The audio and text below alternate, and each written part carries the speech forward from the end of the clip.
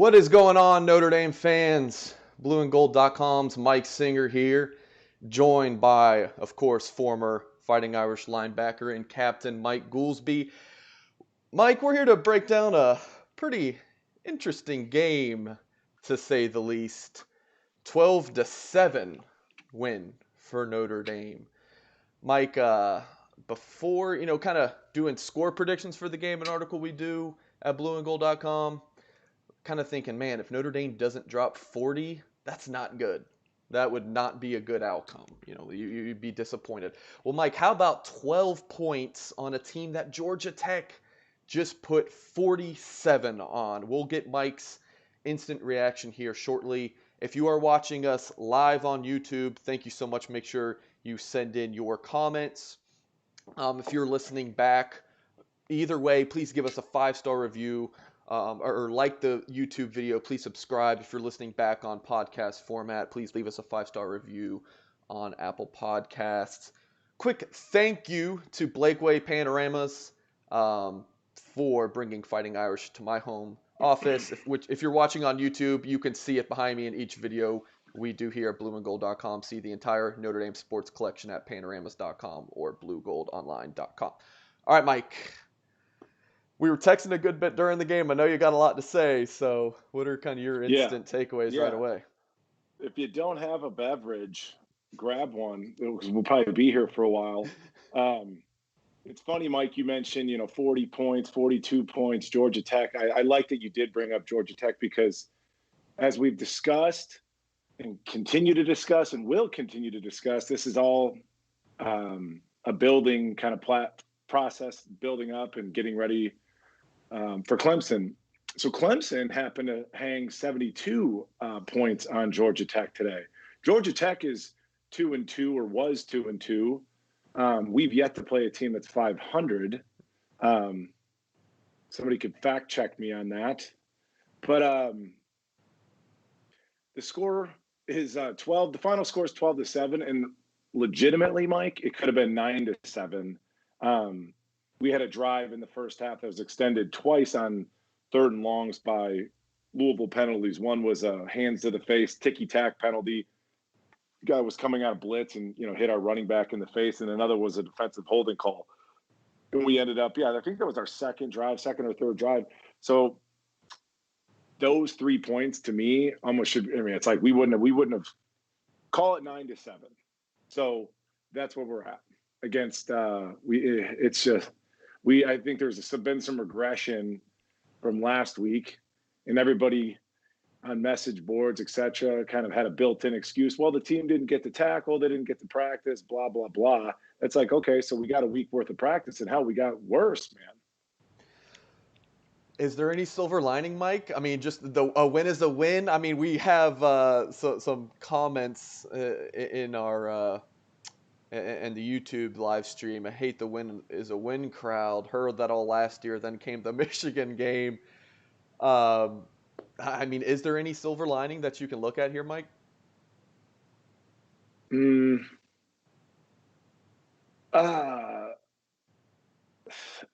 I'd be hard pressed. I mean, okay. Silver lining: Kevin Austin got involved. That's something to get excited about, make you feel good about.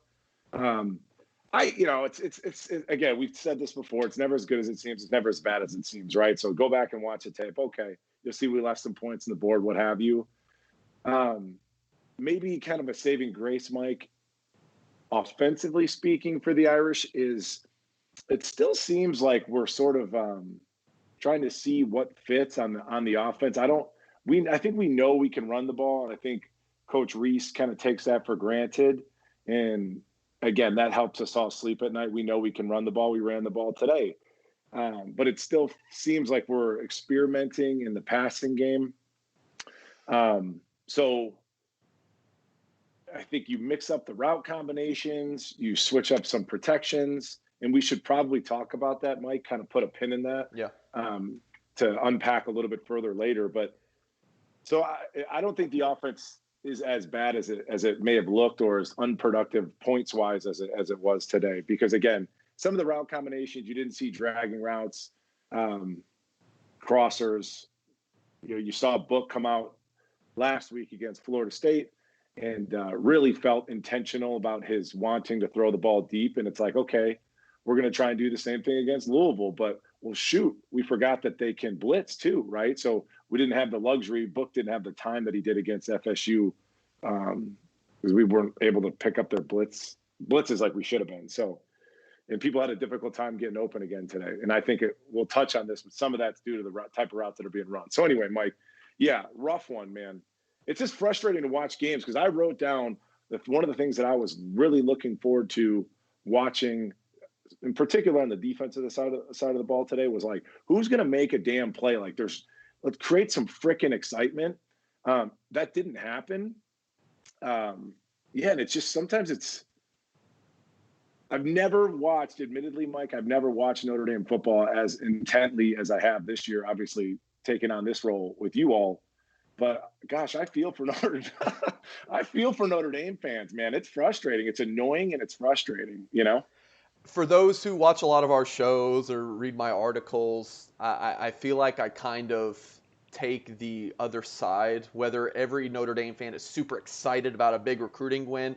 Every once in a while I'll be like, all right, let's pump the brakes a little bit. And then when bad news kind of happens, I'm like, all right, whether it's in a football game or a recruiting front, I'm like, all right, here's why it's not as bad. I just don't think there's much glass half full optimism from this game. It was a win.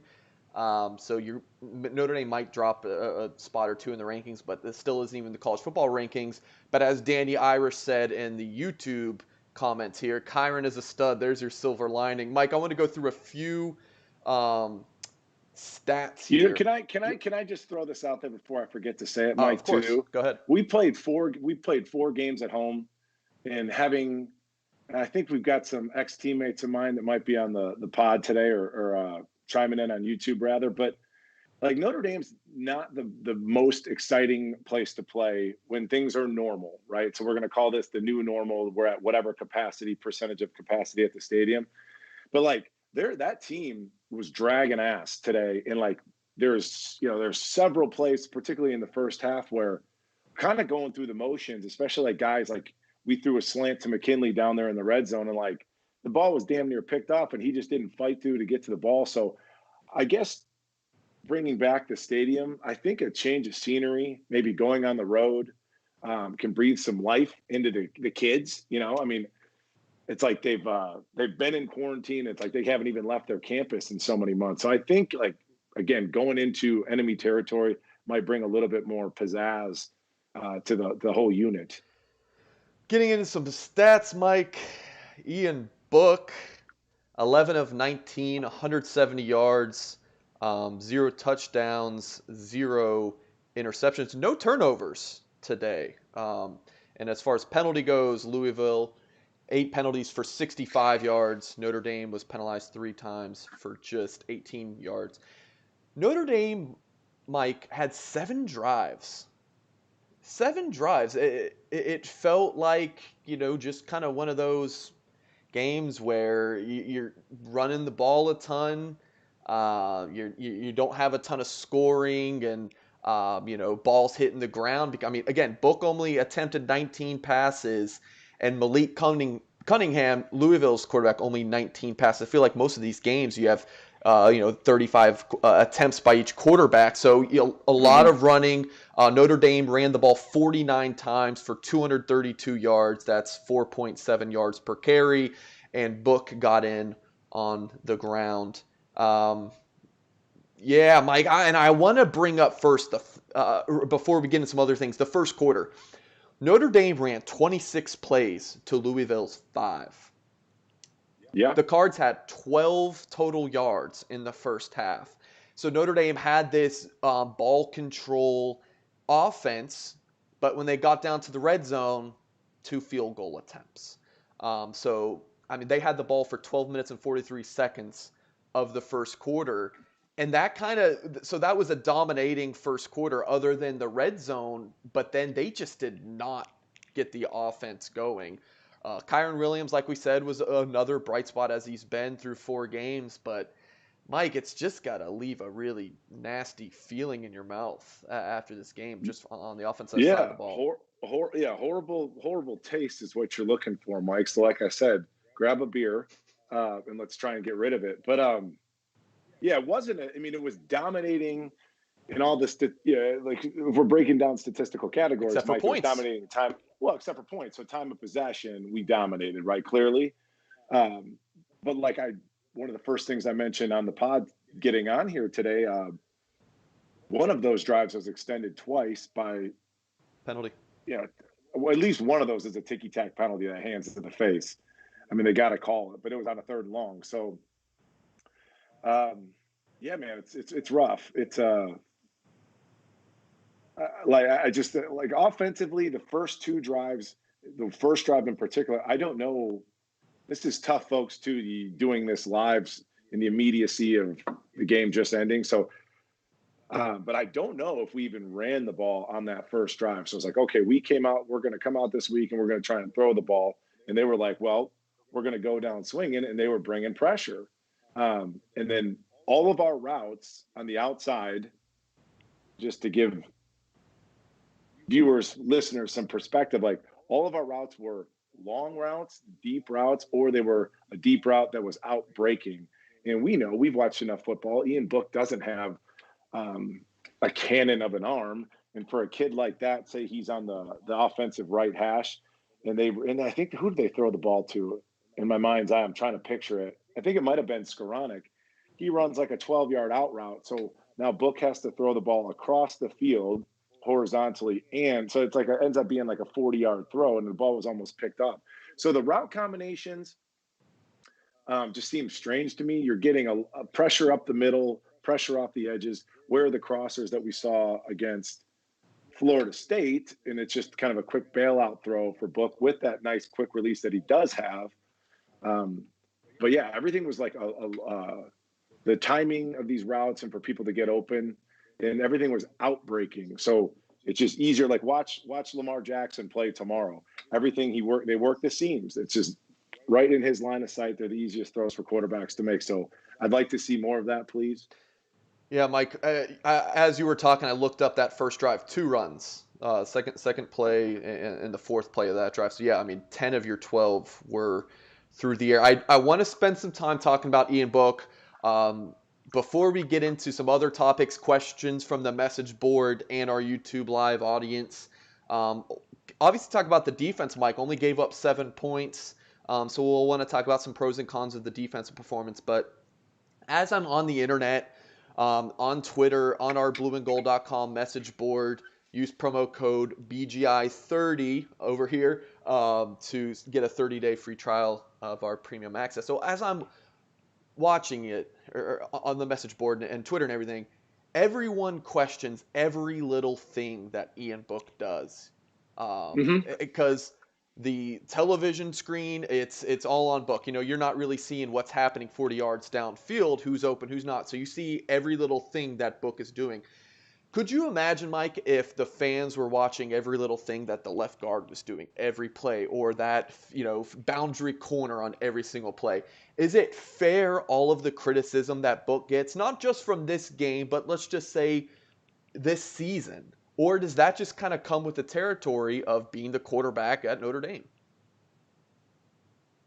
It's not fair, but it does come with the territory. It's like you kind of knew, go play for Louisville, right? I mean, you knew it was coming when you signed those scholarship papers. But yes, a lot of the things that you do see, shortcomings, etc., like holding on to the ball, taking sacks, those aren't his fault. So I was texting a buddy of mine, shout out to Kyle Budensack, 3-year starter for us, defensive end, but like, he's like, what is up with these routes? He's like, why aren't people getting open? And I sort of explained, and he was like, well, do you have the coach's copy? It's like, no, I'm seeing the TV copy. I just try and rewind it real quick after every play. So yeah, like I said, if there was a play, Mike, and it was during the first series, and we essentially went max protect, left the running back in, left both tight ends in, and it was a 2-man route with no play action. It's like, what the hell is that? Like, that's not going to work. There was a play, I think in the third quarter, we got down to the red zone, and we ran four, and we're about maybe the 18-ish yard line. I'm just going off of my mind's eye here, but we're on the 18-ish yard line going in. We have four, almost call it 4.5, 5 receivers into the boundary. So that's such a condensed area being in that sort of long red zone area. It's like no quarterback is going to try and force a ball. There's so many bodies in that, like it's just that's a bad scheme. And it's nice to have an offensive identity. We have one, and it's like, run the frickin' ball, man. Like, stop. We're trying to be cute when we know we've got a 200-yard rusher holstered back there, and just run the ball. And when that starts to break down or tighten up defensively, well, then we mix in the play action. Then you mix your shots in. It's not rocket science. You would have to. And the other thing is, Mike, too, taking a little bit of the book off of blame. Catch the damn ball. You know, another buddy, Billy, he's like, number 88's got like 5-6 drops today. Catch the ball, bro. So, saw a question pop up during the game, and this isn't where this is not a rain on book and poo poo on book show here, but what someone asked during the game, what would be the downside to giving Brendan Clark a series or two? So that's the backup quarterback, young man, cannon of an arm, moves well from Virginia. This is more of a philosophical question maybe than this specific thing, but if you bench Ian Book and give Clark a series or two to see if he can spark the offense. You see that a lot with running backs, Mike. Maybe the running game's not going well, so you put in a different guy, and then you see some rejuvenation within the offense. But at quarterback, is that like a confidence thing why you wouldn't want to do that? So why wouldn't you being Brian Kelly, the head coach, right? Sure. Is that the way the question? Sure. Yeah, fine. I don't know what that would do. I get the question, right? But like from a team dynamic, you're undefeated. Supposedly you're the 4th ranked team in the country. Ian Book's 36-3 as a starter, I think I remember. So what does that do to the dynamic of the team in the locker room if you yank a kid at halftime or whatever? That's not going to put out good vibes across the locker room. It's just not. Don't put it on Book. It's just they did a great job of bringing pressure, and he sometimes tried to escape up the middle, and that was what Louisville did, was like clog everything up in the middle. But it wasn't until later in the game till you started seeing they were giving him an outlet. Like, if nothing's open, okay, he's got a dump down. Tom Brady's won how many Super Bowls checking the damn ball down? So it's like, they had a little check down, I think, to Tyree on one. Actually, I think it was Tyree. They checked it down to Tyree. End of the game, they kind of threw a crosser to Skronik. You need to see more of that. There has to be an outlet for the ball. If he's back there, nothing's open. Last second, he tries to pull it down. Everything's gummed up inside. It's just a bad scheme. It's not. Today wasn't Book's fault. Most importantly, you mentioned it earlier, Mike, he didn't turn the ball over. So, I mean, if you can stay even or plus in that turnover margin, you've got a fighting chance to win. So, but yeah, you'd like to see people get open. I mean, this felt like the damn Duke game. So, follow-up question there, Mike. So, Book doesn't get all the blame. Certainly, he gets some of it. Who would you say gets the most? Is it offensive coordinator Tommy Rees? Is it a matter of Louisville just came out and was the better unit? Louisville's defense was better than Notre Dame's offense. Like, what do you credit the lack of success to Notre Dame's offense to? Well, today I blame Brian Kelly. It's your job, because you are dealing with young men. It's your job to get kids up and get kids ready to play. And like I said, as evidenced by McKinley's little slant route, he's open. Book puts the ball on him, and he kind of lets the corner fight through. And I just didn't see guys trying to make plays for one, and finish plays. They almost looked too lax or comfortable out there. And then you couple that with kind of a poor offensive scheme today, which Kelly signed off on. I mean, get real. Tommy Rees, it's like, but the concern too is that like Clemson brings all kinds of pressure. They bring all kinds of heat. It's super creative ways with Coach Venable over there. So there's a lot to address and to shore up. And that's on today's on Brian Kelly. It just is. And I've always mentioned this, and I've been saying this um, for years. I mean, since I played there, you got to let those kids like cut it loose a little bit. Like I just do get the sense sometimes that they play a little bit uptight, and it's like the mentality. It's like you're almost afraid to screw up more so than you're wanting to go out and make a play, and that's on Kelly too. Mike, before we move into defense, we're certainly going to take questions from our Rockneys Roundtable Let's do message it, Mike. board and YouTube. Any other thoughts on the offense before we move into some defensive talk? Um, Nice to see Kevin Austin for sure. Um, I think our right tackle struggled today a little bit.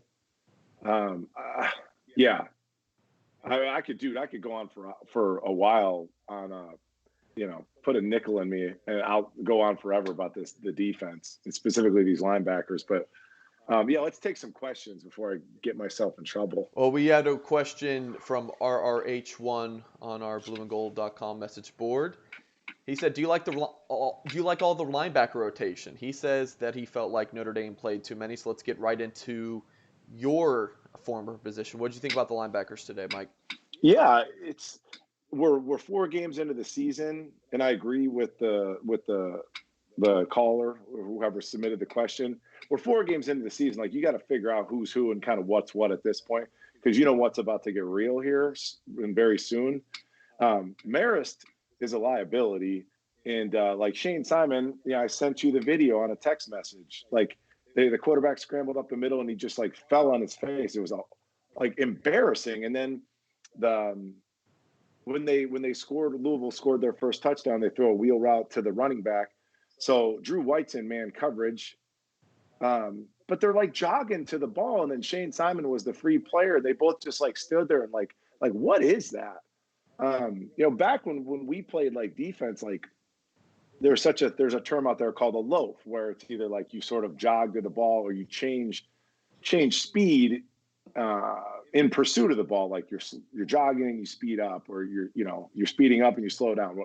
So those are loafs, and you just don't see like that.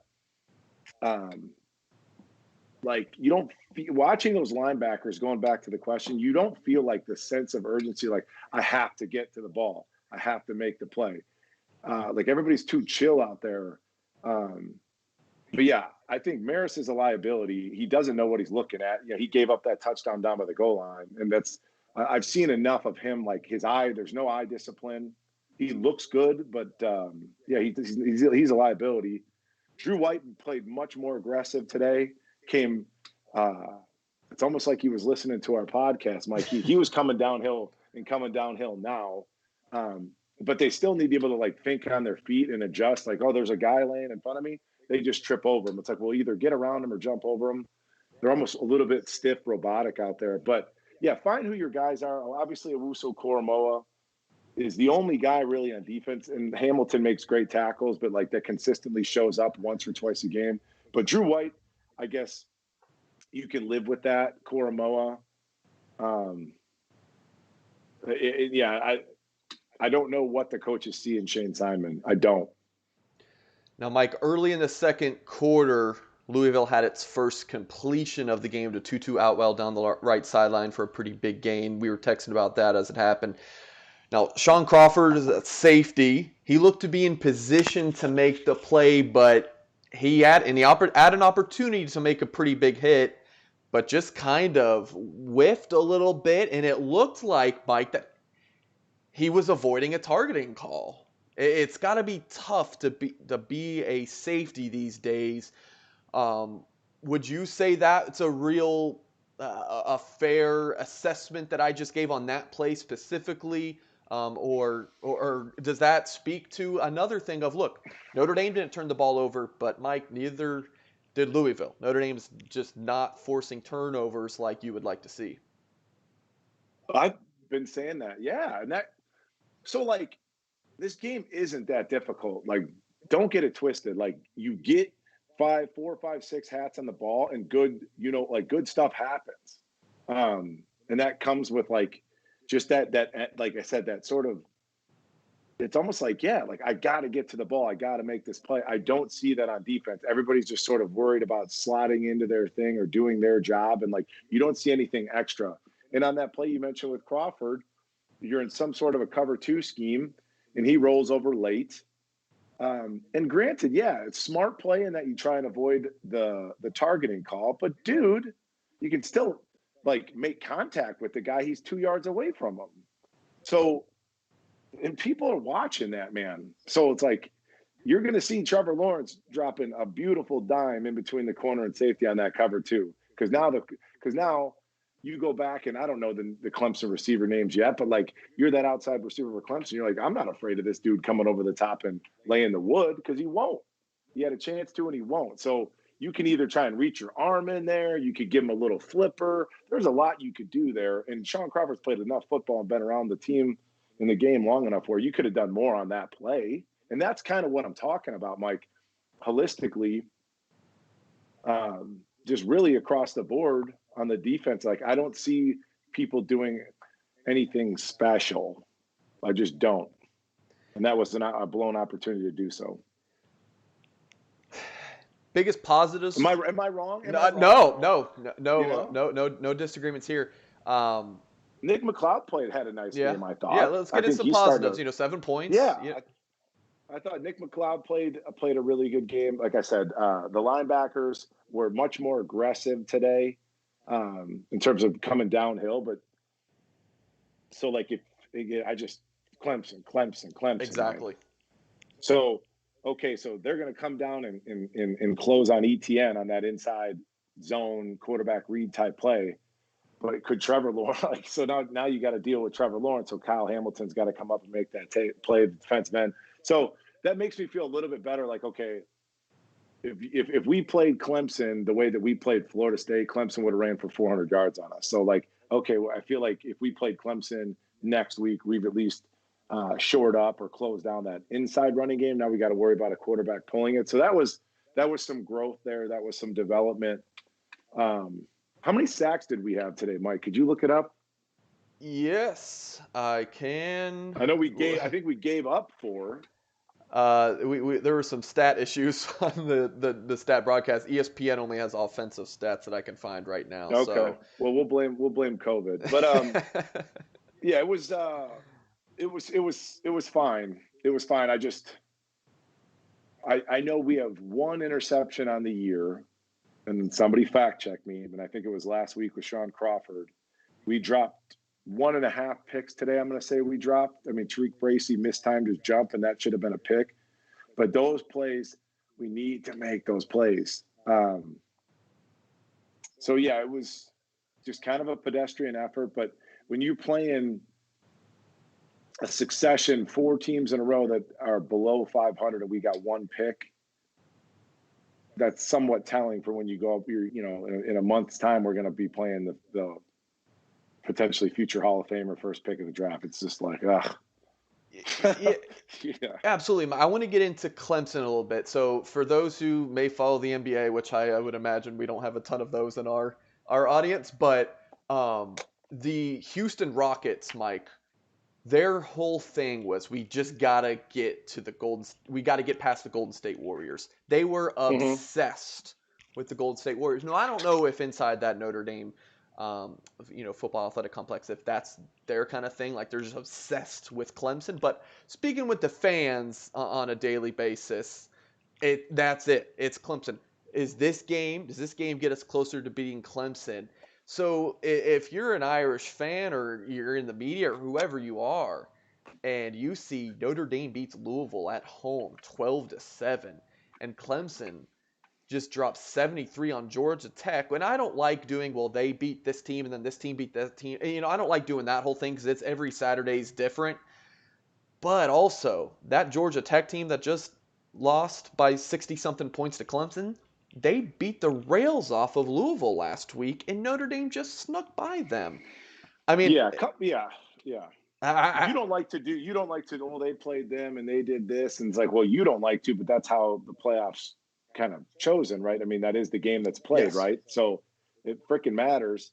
I think, so Georgia Tech did this to Louisville. Like, I do believe it to be true. When teams come and visit us, they play better, faster, harder. Not necessarily more disciplined in Louisville's case today, but they bring it, dude.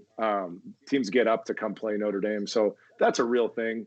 Yeah, what was the question, Mike? I'm so worked up over Just, I don't think there really was a question, Mike. Just like if you, Oh yeah, are we obsessed? Are we obsessed with yeah, Clemson? but Like, right? also I mean, it's like, I mean, that game's November 7th, and if you're a Notre Dame fan, it's pretty much if we don't beat Clemson, then I don't want to say that the majority of the fan base would say it's a wasted season, but I mean, it's so interesting because of everything that's gone on with like, and I don't know how the playoff committee is going to factor in Big Ten teams like in Ohio State. Like, how you going to factor in Big 12 teams into that playoff conversation? But with like all the like, if there was a year that Notre Dame could have won the national championship, like it might have been like this year. And yeah. it really does come down to Clemson. And don't sleep on UNC either. So this is like almost, and I love a good conspiracy theory. Great time to be alive if you're a fan of conspiracy theories. But like maybe Notre Dame's trying to keep some things cloaked until that Clemson game. Like if that's, I mean, that's really reaching for straws, and I don't even believe it as it comes out of my mouth. But we gotta talk about something. So I mean, it seemed like starting this game, they're coming out guns blazing, whereas maybe those first few weeks or first 2 games, it was a little bit more conservative. But like we said, 10 of those first 12 plays were passing plays, and then Book only threw 19 passes to end the game. So you just kind of think of that, like that first drive was really the most of his passing attempts. well, yeah. So it's like it goes back to that experimenting kind of analogy, like if you're going to meet your in-laws for the first time, you're going to make them dinner. Like maybe building up to that Friday night dinner, you're making 3, 4, 5 different courses and be like, okay, this is the one I like, and this is the one that I'll serve because I have the most trust in it. I believe in it. Feel confident feeding your future in-laws, Mike. But like maybe that's what we're doing with these different pieces and these different schemes week to week, so that we're like, oh yeah, we know we're going to win. We'd like to win by more than 5. But we're going to assume the win, and let's play around with this scheme. We could throw it out, or we could add it in, little dash of this for the Clemson game. So I do think that's real. I do. Sure. In terms of personnel, like I said, the route combinations, the scheme in general. So because we know at this point we can rely on the run game to at least move the chains. So it's just what else do we have in that recipe book? So we're 33 minutes in here to our live show. Again, if you are listening via podcast, Apple Podcasts, please leave us a 5-star review. If you like it, if you don't like it, maybe just give it to us anyways. If you're watching via YouTube Live or back, please hit the like button and subscribe to our YouTube channel. We have all sorts of Notre Dame content daily that we post on our Blue and Gold Illustrated YouTube page. So please give us that subscribe. I'm going to ask you one more question, Mike, and then we're going to go exclusively to questions from the live chat on YouTube and our Rockies Roundtable message board. If you had a ballot for the top 25, and this is totally asking, putting you on the spot, but where would you put Notre Dame? They came into this week as number 4, and I feel like it was a lot because of other teams are just losing, and Notre Dame just kind of moved up. It's not like Notre Dame has had any kind of marquee win by any stretch. Their biggest marquee win is probably that Florida State game, if not the Duke game. So where would you put Notre Dame in the top 25 right now, Mike, if you had a vote? Yeah. I'm just reading through some teams here. Like, yeah, you've got what a crazy year. I mean, Cincinnati's number 8 in the country. North Carolina's number 5. That just, 3 ACC teams in the top 5 seems wild. I'd probably put us, 5 or 6. 5 or 6, you kind of go down. We'll see what happens. It's just, people say what you want about Book, right? But, our number 4 ranking, I would presume a lot of that is kind of hinges off of our preseason rank, and we sort of just kind of went up from there. So, and I think you could attribute a lot of the preseason rank to the offensive line and having Ian Book back. It's just, Name brand I too. think that, yeah, the name, well, yeah, of course that matters too. So yeah, I'd say it doesn't certainly like sitting here today, it doesn't feel like right now, it doesn't feel like we're a top four team. We've been exposed in the past. But it's just like, I just don't understand. We don't ever dominate, like truly dominate. Like last week was a chance for us to flex on the college football, community, future voters, and we just didn't. Committee voters, to be specific, but yeah, I'd say 5 or 6 right now. Question from Irish Diego on our message board. He says, I'm assuming that you're a huge college football fan beyond Notre Dame as well. What offensive and defensive schemes do you see from other teams across the country that you wish Notre Dame would employ? Or even, Mike, if you were Notre Dame's head coach, what schemes would you rather them implement, if any? Offensively and defensively? Yes. I think the best scheme in terms of for a college, and we do it a little bit, but it's our scheme, but put Book under center. We've talked about this play action. It really draws people in, more so draws myself as an inside linebacker. You grab safety's eyes, and that quarterback turns his back. It just really helps your play action game, and it helps us with kind of if your linebackers are drawn up, if a safety's sucked in or a safety's feet are in cement because he's waiting to see what comes out of that play action, we've got All-American first round, second round tight ends like on the shelf that aren't even playing yet, and that really opens up the game for them. So that's what I would change. Multiple tight ends, which we do, but I would just put Book under center. And then defensively speaking, it's kind of game to game, but we basically play a 4-3. It's like it's fine. It just comes down to how you can't blitz, Diego, who submitted the question. You can't blitz unless you've got the talent to hold up on the back end in terms of corner safeties, man coverage. So if you don't have that, and then you don't, so let's just say you don't have the talent, you don't blitz, well, then you need the talent in your front four to get to the passer.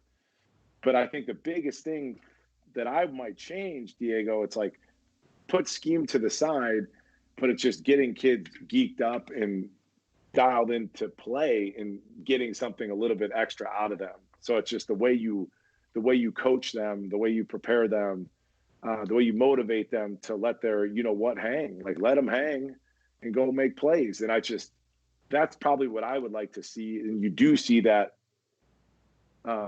at some of these other, like Clemson runs a pretty simple scheme, but they have a lot of moving parts. But the basis of the scheme, but dudes let their hair down and they go run around. I just don't see that.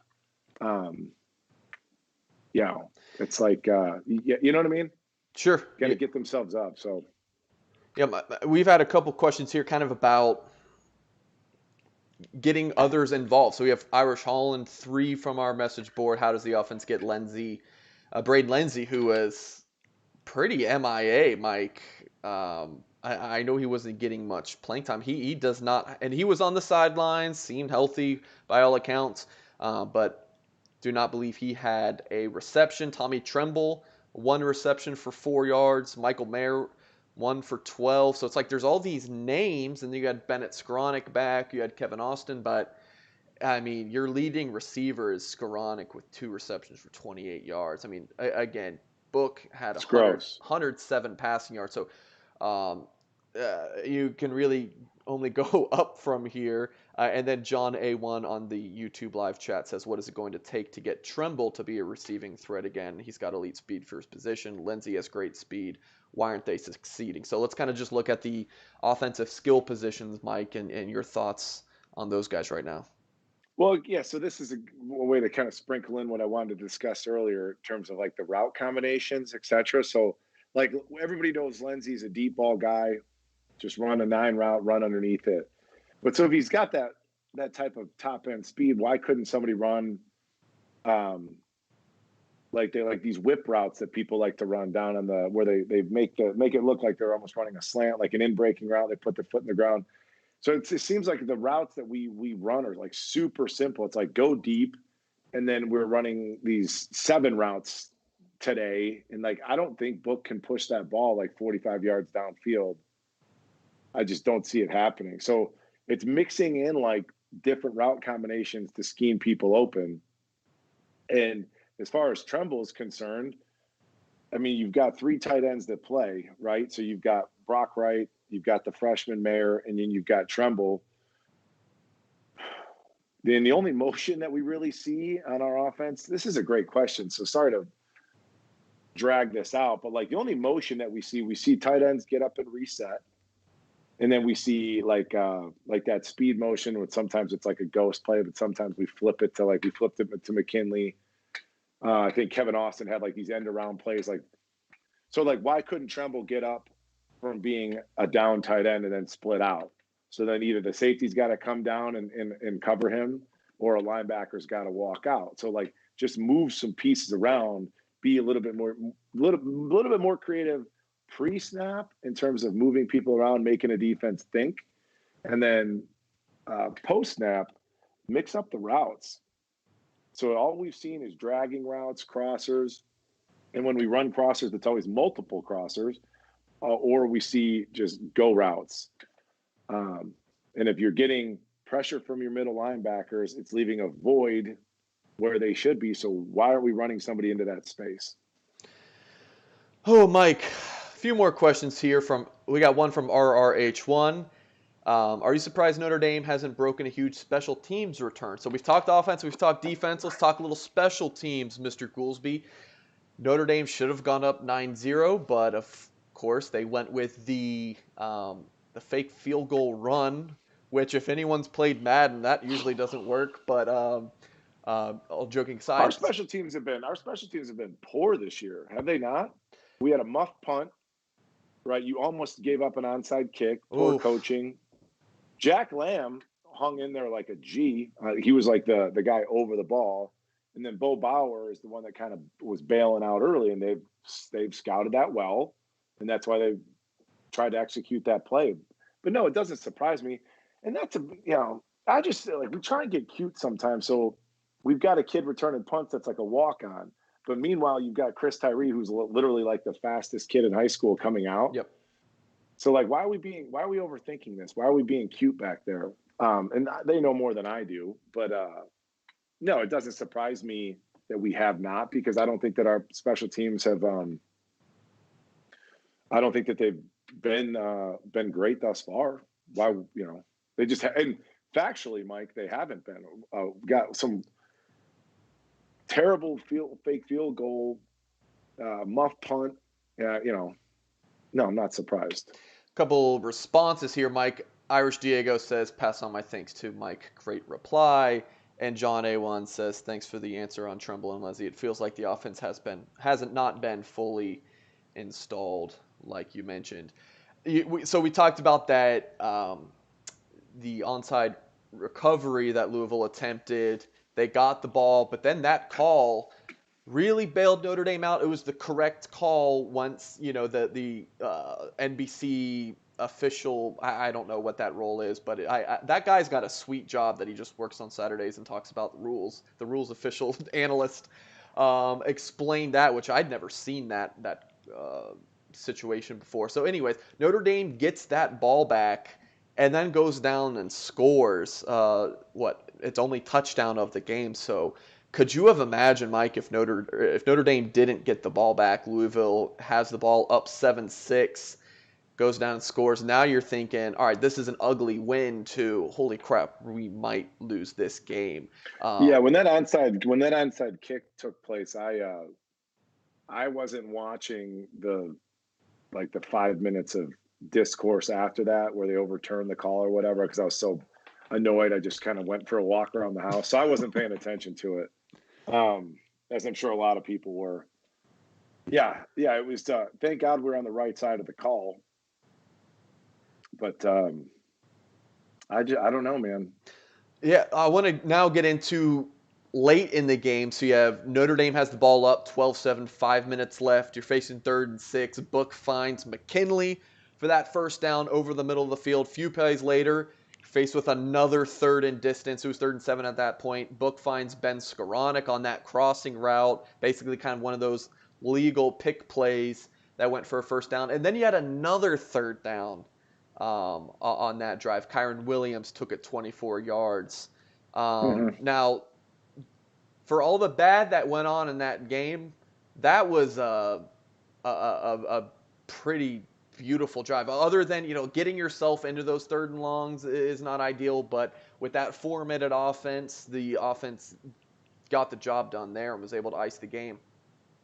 Yeah, I think I'm going to attribute some of this to, like, okay, maybe the offensive as a unit got dialed back in because they had to.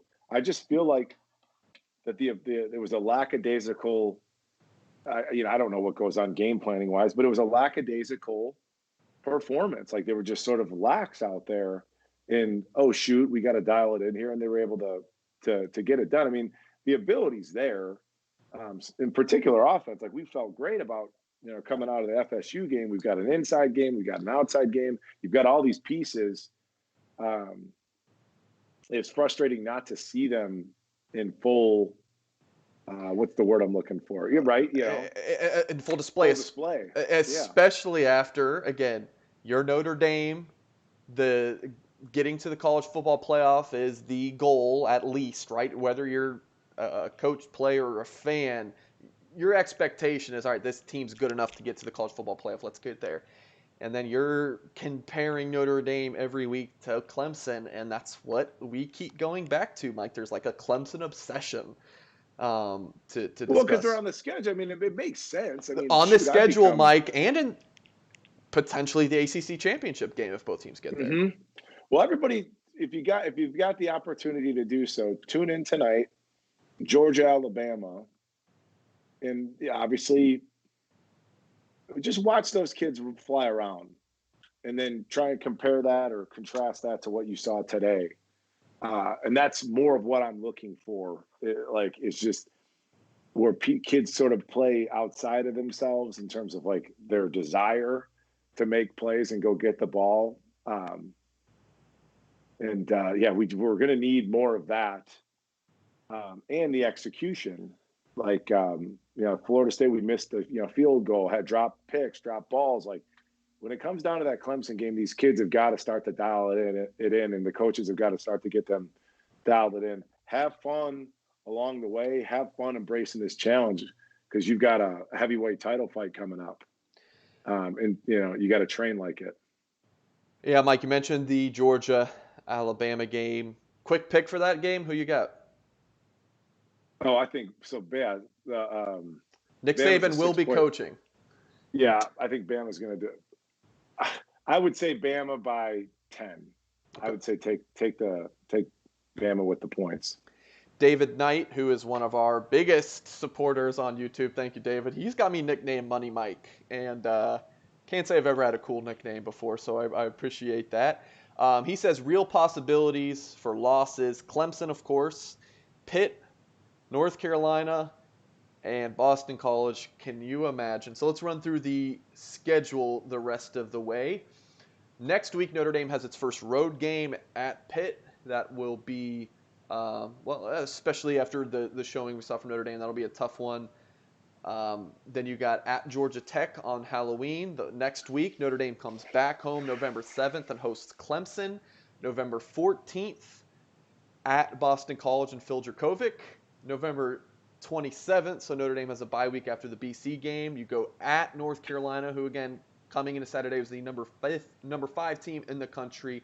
December 5th, you get Syracuse at home. December 12th is at Wake Forest, the game that was rescheduled. Of course, that was going to be in September, but that was pushed back to December. And then the ACC championship, hopefully for Notre Dame, on December 19th. So, Mike, you look at the schedule again. Duke, USF, FSU, Louisville. There's your easy games.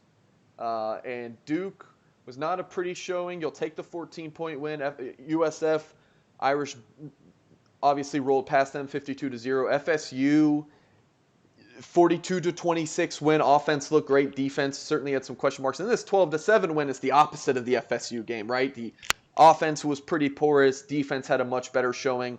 But you're getting into the real meat and potatoes of your schedule, Mike. Even that Georgia Tech game on the road, that's looking a lot more difficult than Even before the start of the season, after how they smacked Louisville around, there's just not really a cakewalk. Maybe Syracuse, who I believe got throttled by Liberty today. Maybe that's, and Wake Forest on the road might not be too difficult. But you look at the consecutive games of Pitt, Georgia Tech, Clemson, Boston College, North Carolina. That's tough, Mike. Mm-hmm. Yeah.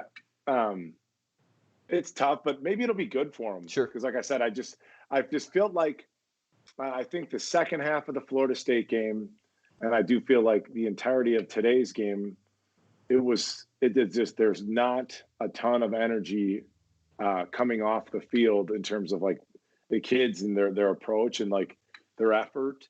So I do think going on the road, as I mentioned earlier, will be a good thing. Change of scenery is good for all of us from time to time. And if you're playing in a more hostile environment, if you're playing a higher caliber opponent, maybe that brings the best out of them. So that's probably my takeaway. But Boston College, I never beat Boston College when I was at Notre Dame 4 years in a row. They beat us, and like they've just got they're kind of pricks, and they're kind of a bunch of tough guys, and they're gonna bring it. So I mean, yeah, that game, it doesn't scare you per se, but like it's like you're fighting a kid, and it's like I could probably whoop this kid's butt, but like he could knock me out. Right. So that's like playing Boston College, and Clemson's Clemson, and the season could go off the rails if we get beat bad by Clemson, and it's going to take a lot of leadership to kind of steer it back on track, because you could go off the rails pretty quick there. Yeah, and if Notre Dame loses at Boston College, I've said this before, so I'll say it again. I plan to take a couple days off after that. We'll do the live show, and I will, because I can't even imagine what Notre Dame fans are going to do if Phil Jurkovec takes down the Fighting Irish in that Boston College Eagles team. Well, that's going to do it for our live show. Appreciate everyone who stuck with us. We had huge numbers on our YouTube live show, so appreciate you guys very much if you're listening back via podcast or on YouTube. Again, review, subscribe. Spread the word, guys. Have your friends join. Yes, we appreciate all of our blueandgold.com subscribers. Again, special deal for you guys. Try us out for free. You got Loose Emoji. If you don't know who Loose Emoji is and you're a Notre Dame fan, I don't know what you're doing. Mike, do you have a quick Loose Emoji memory of him covering you when you were at Notre Dame? It's just a steel trap. I mean, mentally, Lou knows it all, and I mean, for that alone, he's like the Rain Man of Notre Dame football. But I don't presume he's autistic. But yeah, Lou's awesome. I mean, like, you want to know anything about Notre Dame football, he's like a human encyclopedia, and he is a wealth of knowledge. Workhorse, yeah. Absolutely love. Hey, Mike, why'd you break out the tie today? Do you have dinner with your in-laws coming up? No, they were here. Just got to look for it. I mean, I'm rocking the tie. I assume that's your GCA football shirt. Your football training company. Riding for the brand today. Yeah, my girlfriend had a couple of these made up for me. So I love it. I love it. So again, use promo code BGI30. That gets you a 30-day trial. See if you like us. If you don't, you can cancel at no cost to you. And again, thank you to Blakeway Panoramas for bringing some Fighting Irish spirit into my home office. As you can see, this beautiful panorama of 2017 Notre Dame Stadium. All right, that's going to wrap it up. Appreciate everyone joining the stream or watching back on podcast form or YouTube. We'll be back with more shows, recruiting shows, podcasts, post-game shows in the coming weeks.